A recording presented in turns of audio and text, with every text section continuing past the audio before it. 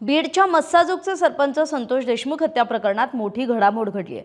ते म्हणजे बीडच्या विशेष मकोका न्यायालयात आज सुनावणी झाली आणि यावेळी खरं तर चार्ज फ्रेम करण्यासंदर्भात सकाळच्या सत्रात जवळपास 2.5 तास युक्तिवाद झाला। आरोपी साक्षीदार फोडण्याचा डाव आखतायत, प्रकरण तात्काळ चार्ज फ्रेम करा असा खळबळजनक दावा आणि एक प्रकारची मागणी विशेष सरकारी वकील उज्ज्वल निकम यांनी बीडच्या विशेष मकोका न्यायालयाकडे केली। निकम म्हणाले की आरोपी न्यायालय आणि जनतेच्या डोळ्यात धूळफेक करतायत, तर तिकडे आरोपींच्या वकिलांनी याला प्रत्युत्तर देताना डिजिटल पुरावे, पेन ड्राईव्ह आणि ऑडिओ क्लिप सरकारी वकिलांकडून किंवा सरकारी पक्षाकडून आपल्याला न दिल्याचा आरोप करत न्यायालयाकडे पुरावे मिळावेत अशी मागणी केली आणि चार्ज फ्रेम करण्याआधी खरं तर शेवटची संधी द्यावी या मागणीसाठी खरं तर 16 वेळा आज आरोपींच्या वकिलांनी कोर्टाकडे आज शेवटच्या संधीची मागणी केली आहे। त्यामुळे आज बीडच्या विशेष मकोका न्यायालयात या प्रकरणात नेमका काय युक्तिवाद झाला, कोर्टात काय घडलं तेच समजून घेणार आहोत या व्हिडिओतून। त्यासाठी व्हिडिओ शेवटपर्यंत पहा। नमस्कार, मी कोमल, सकाळमध्ये आपलं स्वागत। संतोष देशमुख हत्या प्रकरणातल्या साक्षीदार फोडण्याची दाट शक्यता असलेल्या युक्तिवादावेळी खरं तर सरकारी वकील उज्ज्वल निकम यांनी खळबळजनक असा दावा केला आणि तोच युक्तिवाद केला।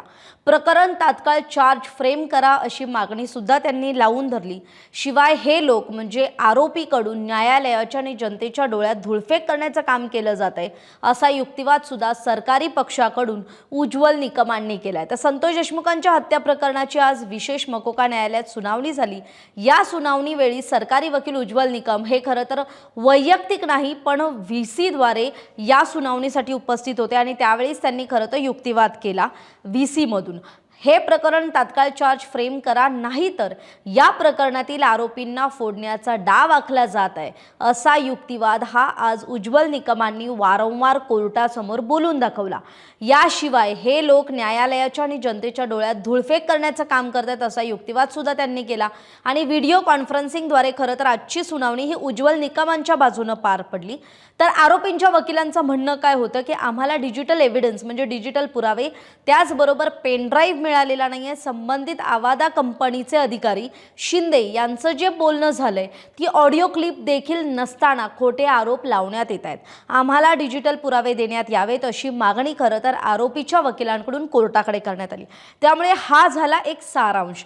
पण आता जर आपल्याला शब्दोन शब्द खरं तर सुनावणी नेमकी कशी घडली, युक्तिवाद नेमका कसा झाला, तर ते आपल्याला मी यापुढे सांगणार आहे। खरं तर आजची तारीख ही संतोष देशमुख कुटुंबियांसाठी आणि एकूणच या प्रकरणासाठी अत्यंत महत्त्वाची होती, कारण या आधीच्या सुनावणींमध्ये आपण जर पाहिलं असेल तर आरोपींच्या संपत्ती जप्त करण्याबाबत असेल, आरोपींवरील आरोप निश्चितीबाबत असेल आणि एकूणच या सगळ्या प्रकरणातले आरोपी जे 7 आरोपी खरं तर अटकेत आहेत आणि एक आरोपी कृष्णा आंधळे, खरं तर या घटनेला वर्ष उलटून गेलंय तरीही कृष्णा आंधळे अजूनही तपास अधिकाऱ्यांना, पोलीस यंत्रणेच्या हाती लागलेला नाहीये।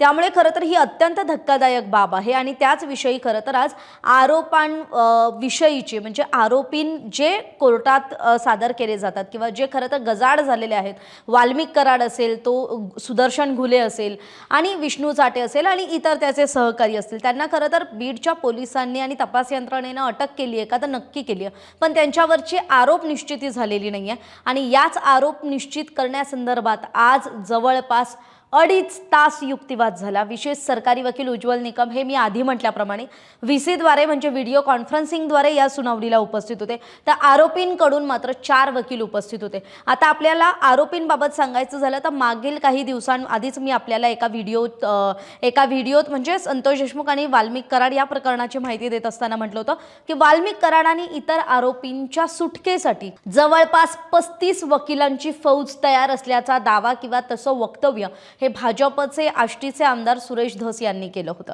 आणि त्यामुळे नेमकं या आरोपींना एवढा पैसा येतो कुठून असाही सवाल त्यांनी उपस्थित केला होता।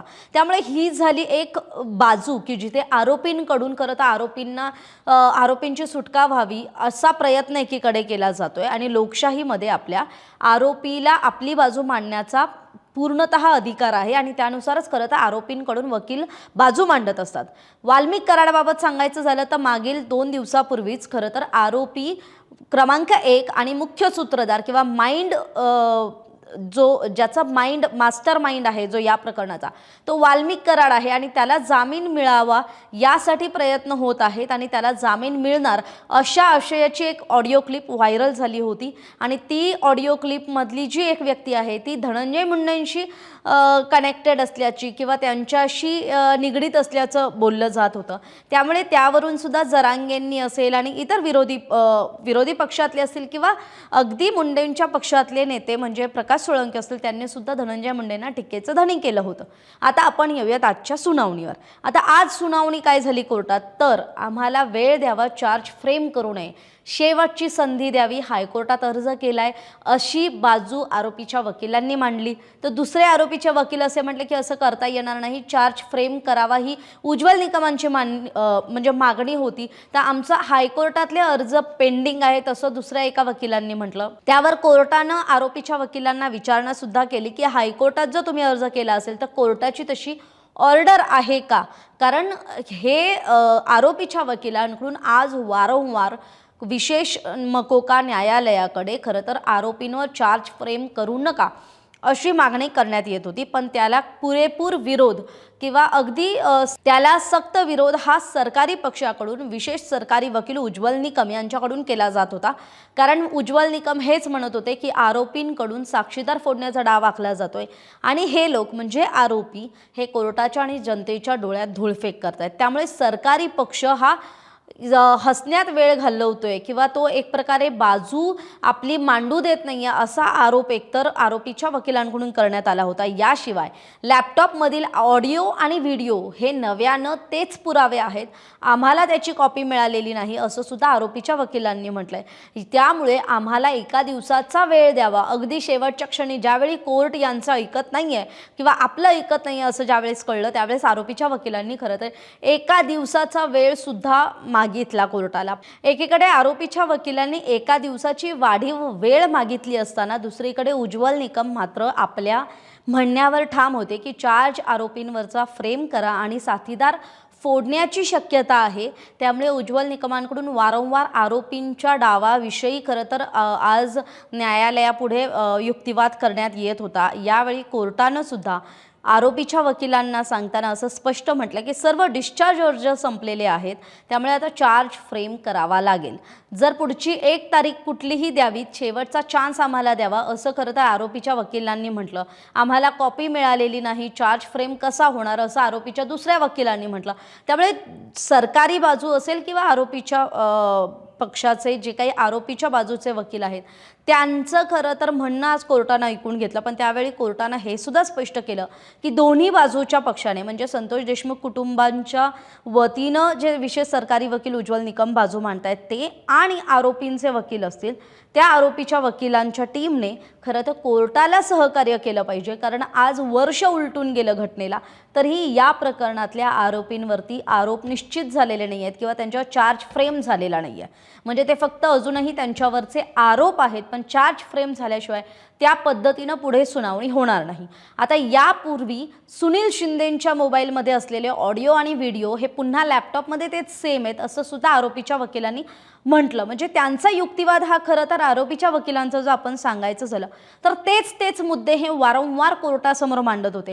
म्हणजे 1 तासाच्या युक्तिवाद नंतर खरं तर कोर्टानं 1 तासाचा युक्तिवाद ऐकून घेतला आणि त्यानंतर दोन्ही बाजूच्या वकिलांना लेखी आपलं म्हणणं मांडायला सांगितलं. याशिवाय आरोपीच्या वकिलांना ड्रॉप चार्ज वाचण्यासाठी दिला. खरं तर डिस्चार्ज संपले नसते तर आपण चार्ज फ्रेम न करण्यासंदर्भात नक्कीच विचार केला असता असं सुद्धा कोर्टानं म्हटलंय.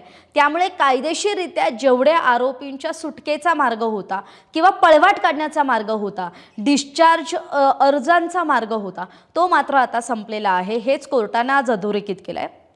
कारण आज वर्ष उलटून गेल्यानंतर चार्ज फ्रेम करण्यासंदर्भात युक्तिवाद होतोय, सुनावणी होतीये. 8 ते 10 दिवसांचा वेळ द्यावा अशी पुन्हा एकदा शेवटची विनंती आरोपीच्या वकिलांकडून करण्यात आली. त्यावेळी कोर्टानं हेच म्हटलं की तुम्हाला वेळोवेळी कोर्टानं वेळ दिलेला आहे, त्यामुळे पहिली किंवा शेवटची संधी जी आपण मागत आहात ती मात्र कायदेशीररित्या डिस्चार्ज अर्ज संपल्यामुळे आता कोर्टाला चार्ज फ्रेम करावा लागेल आणि त्यानुसार सुनावणीला सामोरं जावं लागणार आहे. त्यामुळे 8 किंवा 10 दिवसात तारीख ठेवावी ही जी काही आरोपी आरोपीच्या वकिलांची मागणी होती किंवा त्यांना त्यांच्याकडून वारंवार म्हटलं जात होतं की आम्हाला शेवटची संधी द्या, शेवटची थोडीशी वेळ वाढवून द्या, कारण आमच्याकडे लॅपटॉपमधले पुरावे नाही आहेत, त्याची सर्टिफाईड कॉपी नाही आहे, असं आरोपीच्या वकिलांकडून म्हटलं जात होतं.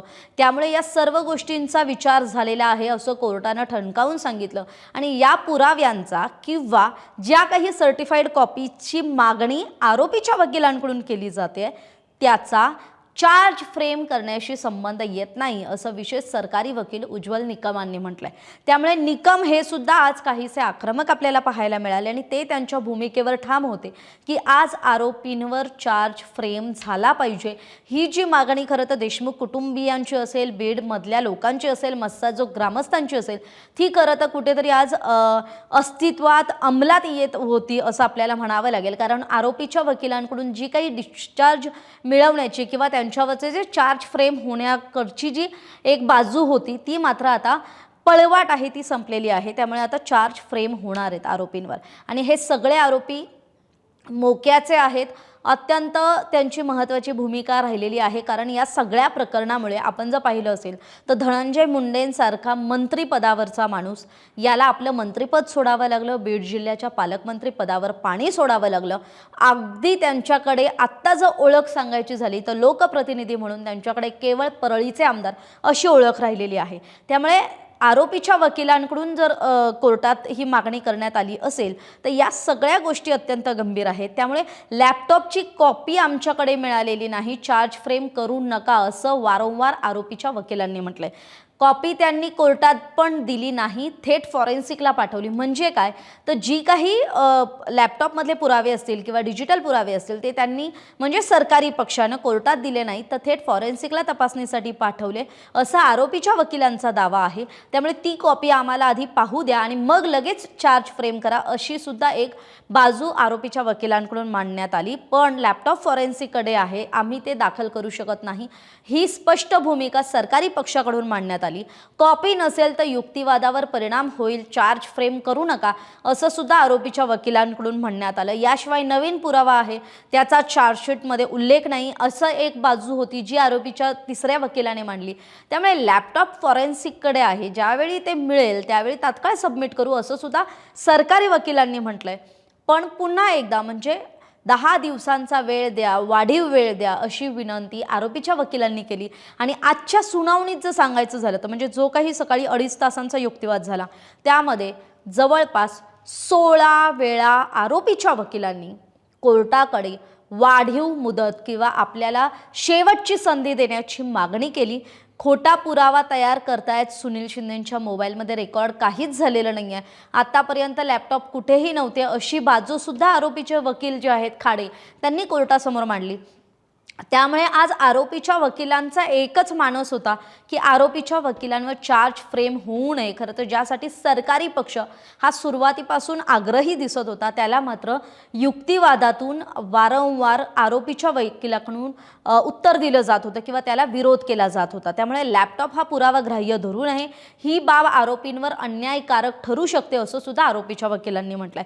याशिवाय हे तोंडाला पानं पुसण्याचं काम सरकारी पक्ष करतंय असं सुद्धा आरोपीच्या वकिलांनी म्हटलं. कारण सरकारी पक्षाकडून जे काही लॅपटॉप असतील, जे काही पेन ड्राईव्ह असतील किंवा डिजिटल पुरावे असतील ते फॉरेन्सिकला पाठवण्यात आलेत, पण ते थेट कोर्टात सादर करण्यात आलेले नाही आहेत किंवा ते आरोपीच्या वकिलांना त्यांना एक बाजू समजून घेण्यासाठी सुद्धा मिळालेले नाही आहेत असं आरोपीच्या वकिलांचा दावा होता.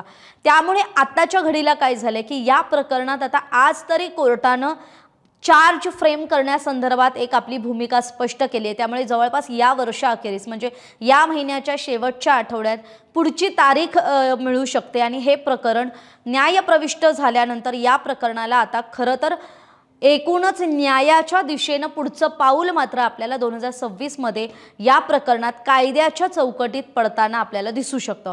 तरी आता या प्रकरणाविषयी खरं तर जो वाल्मिक कराड आणि त्या इतर आरोपींवर आरोप खरं तर किंवा तसा दावा जो काही विशेष सरकारी वकील उज्ज्वल निकम यांनी केलाय की आरोपींकडून साक्षीदार साथीदार फोडण्याचा डाव आखला जातोय आणि ते होऊ शकतं. यामुळेच खरं तर आरोपींवर चार्ज फ्रेम करावा अशी मागणी जी काही आज उज्ज्वल निकमांनी लावून धरली आहे, त्याविषयी आपल्याला काय वाटतंय आणि आरोपींना पुढची संधी मिळावी का, की त्यांचं आता जे काही आत्तापर्यंत झालंय ते पुरे झालं, पण आता कोर्टानं त्यांच्यावर चार्ज फ्रेम करून खरं तर हे प्रकरण पुढे न्यायाच्या दिशेनं चालू करावं. आपली मतं कमेंट बॉक्समध्ये कमेंट करून जरूर कळवा. धन्यवाद. महाराष्ट्रातील सर्व बातम्यांचे विश्वासार्ह व्यासपीठ, सकाळच्या सर्व सोशल मीडिया प्लॅटफॉर्मला लाईक, फॉलो आणि सबस्क्राईब करा. तसंच सर्व नोटिफिकेशनसाठी बेल आयकॉन प्रेस करायला विसरू नका.